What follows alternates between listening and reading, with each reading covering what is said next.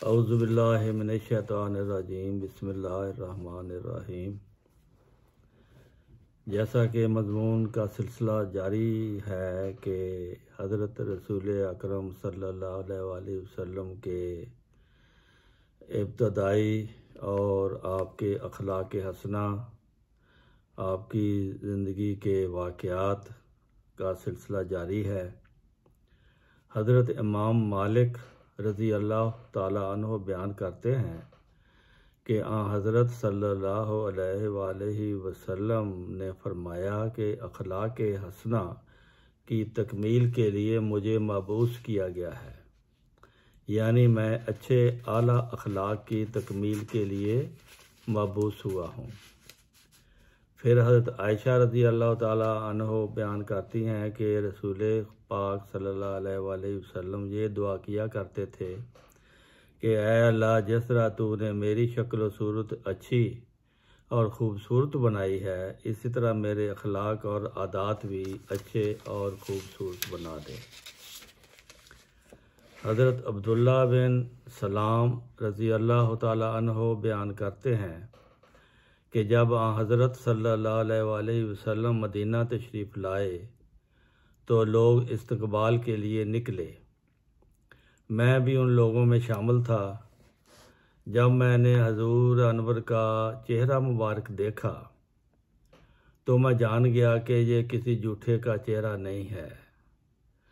हजूर ने उस मौका पर फरमाया, ऐ लोगों, सलाम को आम करो, ज़रूरतमंदों को खाना खिलाओ, रिश्तेदारों के साथ सिला रहमी करो, और जब लोग सोए हुए हों तो तुम नमाज पढ़ो। अगर तुम ऐसा करोगे तो तुम अमन और सलामती के साथ जन्नत में दाखिल हो जाओगे। इसी तरह हज़रत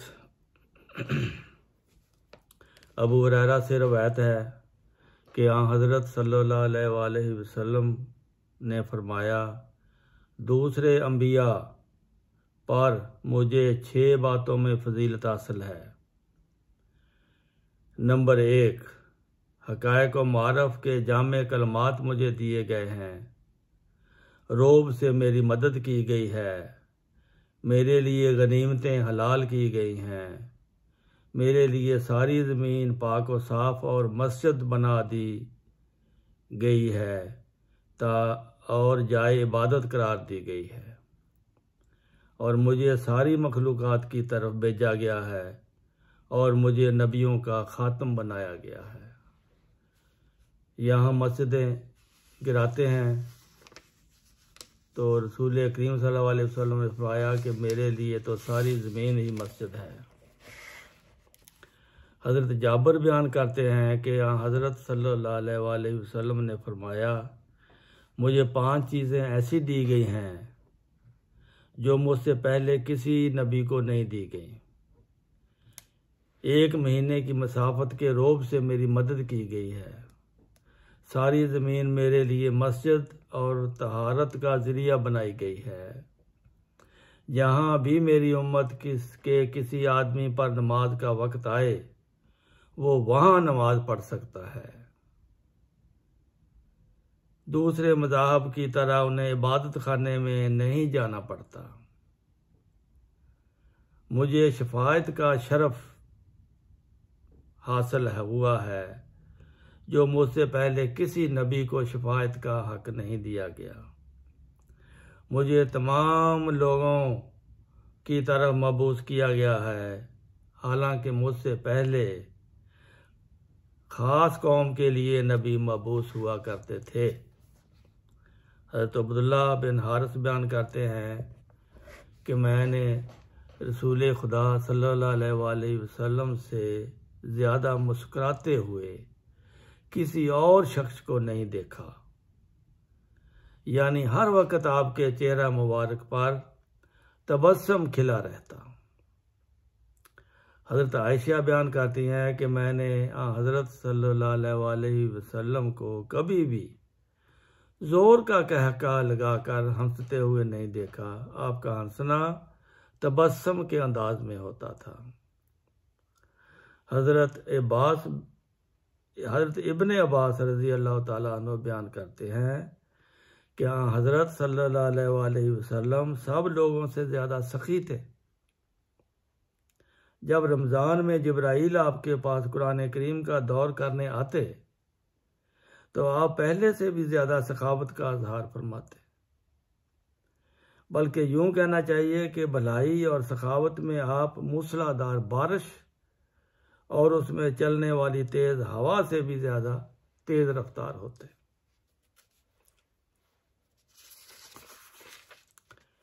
इसी तरह हज़रत अनस रज़ी अल्लाह ताला अन्हु बयान करते हैं कि जब हज़रत सल्लल्लाहु अलैहि वसल्लम से इस्लाम का वास्ता देकर मांगा जाता तो आप हस्बे इस्ताअत ज़रूर देते।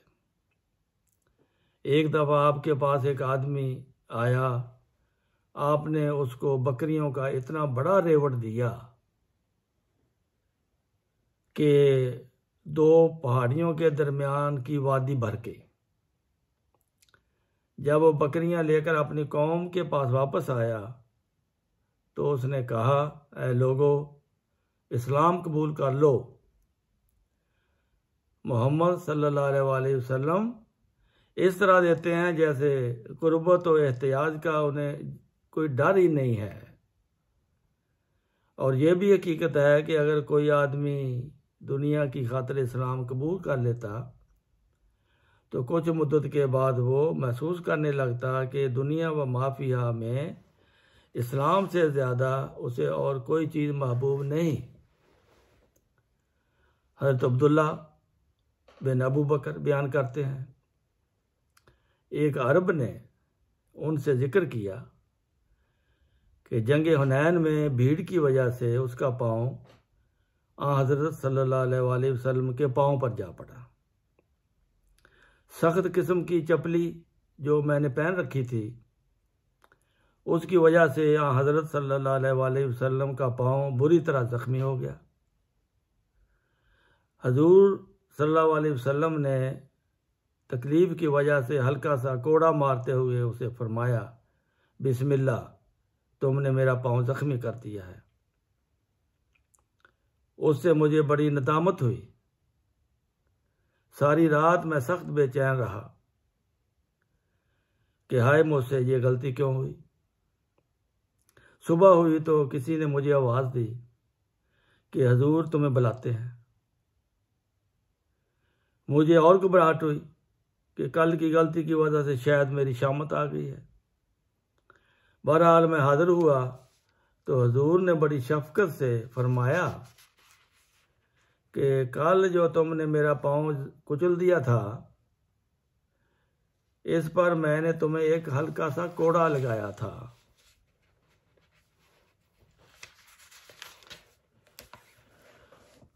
उसका मुझे अफसोस है। ये 80 बकरियां तुम्हें मैं दे रहा हूँ, ये ले लो, और जो तकलीफ तुम्हें मुझसे पहुंची है उसे दिल से निकाल दो। हजूर सल्लल्लाहु अलैहि वसल्लम की शफकत और मुशफ़क़ाना अंदाज से मेरी परेशानी को दूर करने पर मैं हैरान रह गया। हज़रत जुबैर बिन मुतइम बयान करते हैं कि ग़ुज़वा हुनैन से वापसी के दौरान एक मौका पर कुछ उजड़ देहाती आपके पीछे पड़ गए। वो बड़े इसरार से सवाल कर रहे थे।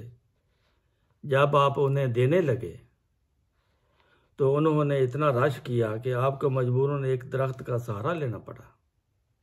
जाहल थे, हत्ता कि आपकी चादर छीन ली गई। आपने फरमाया, मेरी चादर मुझे वापस दे दो। फिर किकरों के बहुत बड़े जंगल की तरफ इशारा करते हुए फरमाया, अगर इस वसी जंगल के बराबर भी मेरे पास ऊँट हों तो मैं उनमें तकसीम करने में खुशी महसूस करूँगा। तुम मुझे कभी भी बुखल से काम लेने वाला और बाढ़ हाँकने वाला, बुज़दिली दिखाने वाला नहीं पाओगे। ये थे हज़रत नबी सल्लल्लाहु अलैहि वसल्लम के अखलाक हसना। हज़रत जाबर रज़ी अल्लाह ताला अन्हु बयान करते हैं कि हज़रत सल्लल्लाहु अलैहि वसल्लम ने फरमाया, मेरी और तुम्हारी मिसाल उस आदमी की सी है जिसने आग जलाई तो बुनरे और परवाने उसमें गिरने लगे। वो आदमी उन परवानों को आग से हटाने लग गया ताकि वो आग में जल के मर न जाए।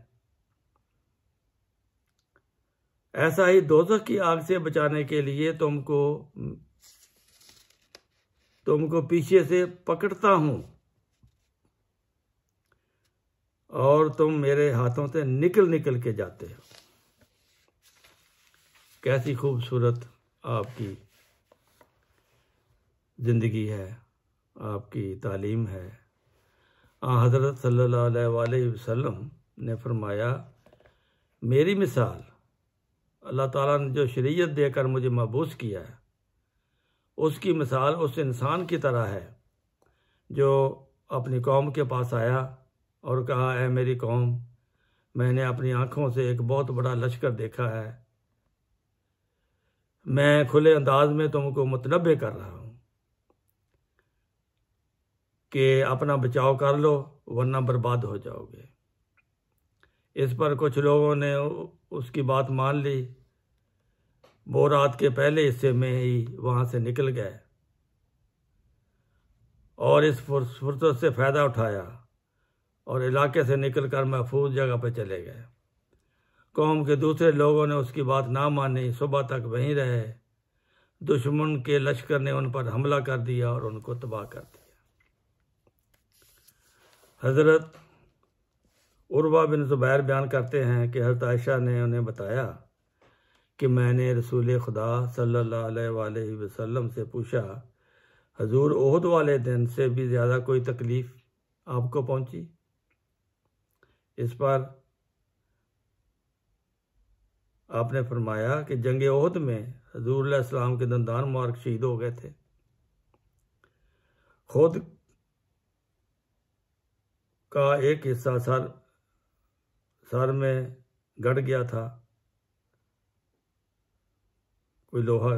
हजूर ने फरमाया, आयशा, तुम्हारी कौम से मुझे बहुत सी तकलीफ़ें पहुंची हैं, लेकिन उकबा वाले दिन तो बहुत ही ज़्यादा तकलीफ़ उठानी पड़ी जबकि मैं पैगाम हक पहुंचाने के लिए ताइफ में इब्ने अब्द यालेल कनाना के पास गया कि वो यहाँ के लोगों को तशद्दुद से बात रखे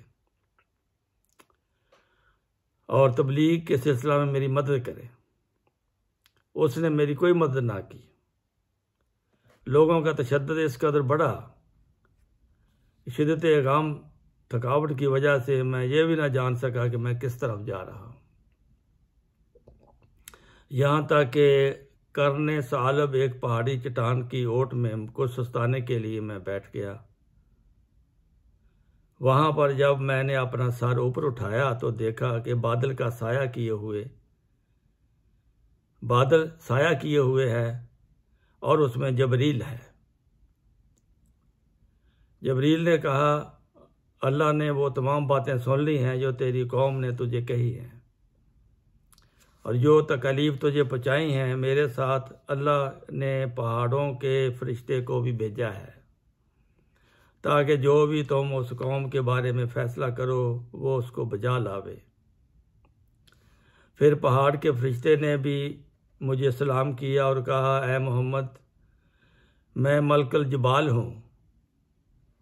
अल्लाह ने तुम्हारी कौम की बातें जो तुझे कही हैं, वो तकलीफ़ जो तुझे पहुँचाई है, सुन ली हैं और मुझे तुम्हारी मदद के लिए भेजा है। आप मुझे जो भी हुक्म देंगे वो मैं बजा लाऊंगा।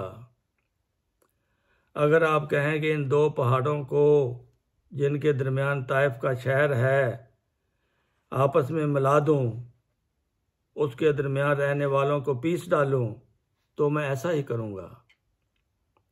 इस पर रसूल खुदा सल्लल्लाहु अलैहि वसल्लम ने पहाड़ों के फरिश्ते को कहा, मुझे उम्मीद है कि उन लोगों की नस्ल से शिरक से बचने वाले, खुदा वाहिद की इबादत करने वाले अफराद पैदा होंगे।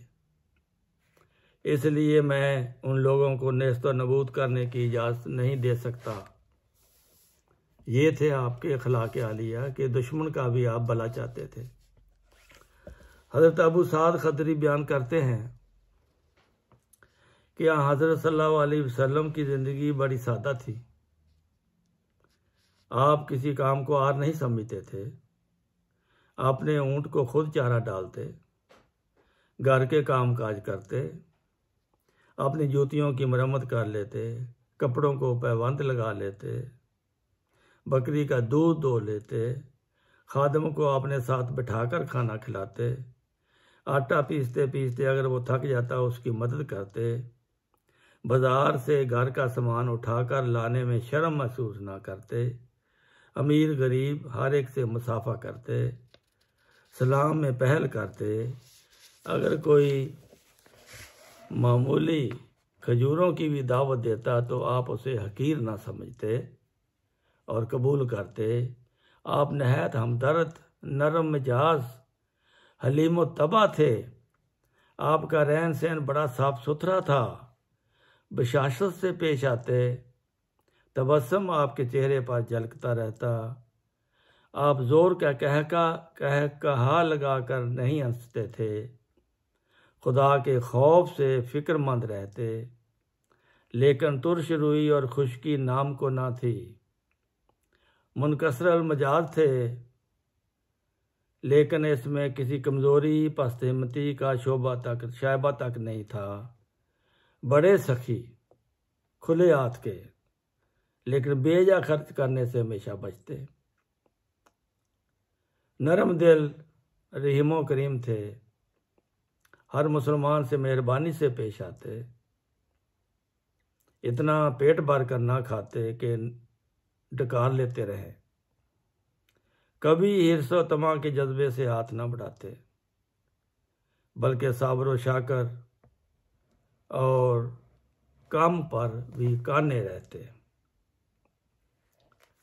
इसी तरह हज़रत असवद बिन यजीद बयान करते हैं कि मैंने एक दिन हज़रत आयशा रज़ी अल्लाह ताला अन्हा से पूछा कि आप सल्लल्लाहु अलैहि वसल्लम घर में क्या किया करते थे।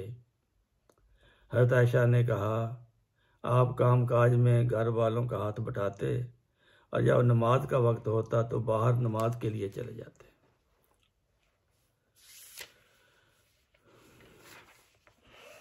हज़रत असवद बयान करते हैं कि हज़रत उमर बिन ख़त्ताब सल्लल्लाहु अलैहि वसल्लम की खिदमत में हाजिर हुए। हजूर बीमार थे, एक कतवानी चादर पर लेटे हुए थे। तकिया ऐसा था कि जिसके अंदर अज़खर घास भरी हुई थी। ये देखकर हज़रत उमर कहने लगे, हजूर मेरे माँ बाप आप पर कुर्बान हो, कैसरो कसरा तो रेशमी गद्दे पर आराम करें और आप इस हालत में हों। ये सुनकर हजूर अलैहिस्सलाम ने फरमाया, ए उमर, क्या तुम इस बात पर खुश नहीं कि ये आराम वो सामान तुम्हें आखिरत में मयस्सर आए और इन दुनियादारों के लिए सिर्फ ये दुनिया हो, यानी ऐशो इशरत और मसरफाना ज़िंदगी हमेशा हमारा शेवा नहीं। फिर उमर रज़ी अल्लाह ताला अन्हु ने हजूर के जिस्म मुबारक को छुआ, देखा तो आप शदीद बुखार में मुब्तला थे। इस पर उमर कहने लगे कि हजूर आप तो अल्लाह के रसूल हैं, तजुब है कि आपको भी इस कदर तेज़ बुखार हो गया। हजूर ने फरमाया, इस उम्मत में सबसे ज़्यादा आजमाइश उसके नबी की है कि वो नमूना है, फिर दर्जा बदर्जा नेक और बड़े लोगों की, और यही तरीक़ गुज़श्ता नबियों और उम्मतों के साथ भी होता आया है। हज़रत अब्दुल्ला बिन मसूद बयान करते हैं कि चटाई पर लेटने की वजह से यहाँ हज़रत सल्लल्लाहु अलैहि वसल्लम के जिस्म पर निशानात थे। मैंने ये देखा, अर्ज़ किया कि हमारी जान आप पर फिदा हो, अगर आप इजाज़त दें तो हम इस चटाई पर कोई गदेला वगैरह बिछा दें जो आपको इसके खुरदरेपन से बचाए।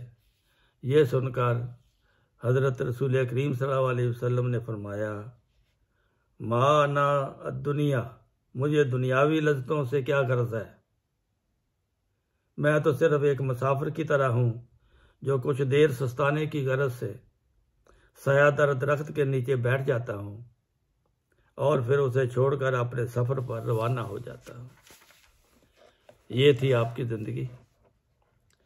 हज़रत अबू मूसा अशरी बयान करते हैं कि एक दफ़ा हज़रत आयशा रज़ी अल्लाह अन्हा ने हमें आप सल्लल्लाहु अलैहि वसल्लम की मोटी खद्दर की चादर दिखाई और तहबंद निकाल कर दिखाया कि ये हजूर ने वफ़ात के वक़्त ये कपड़े पहने हुए थे। हज़रत अब्दुल्ला बिन औफा रज़ी अल्लाह बयान करते हैं कि हज़रत सल्लल्लाहु अलैहि वसल्लम में तकब्बर का नाम भी नहीं था। ना आप नाक चढ़ाते और ना इस बात को बुरा मनाते और बचते कि आप बेवाओं और मस्कीनों के साथ चलें और उनके काम हैं उनकी मदद करें, यानी बेसहारा औरतों और मस्कीनों और गरीबों की मदद के लिए हर वक्त कमर बस्ता रहते और उसमें खुशी महसूस करते। आज के लिए इतना काफ़ी है। ये चीज़ें हर मोमिन के लिए इसका जानना ज़रूरी है ताकि आप सल्लल्लाहु अलैहि वसल्लम की तरह ज़िंदगी हम भी इसी तरह अल्लाह ताला हमें गुजारने की तौफीक अता फरमाए। व आखिर दावाना अनिल हम्दुलिल्लाहि रब्बिल आलमीन।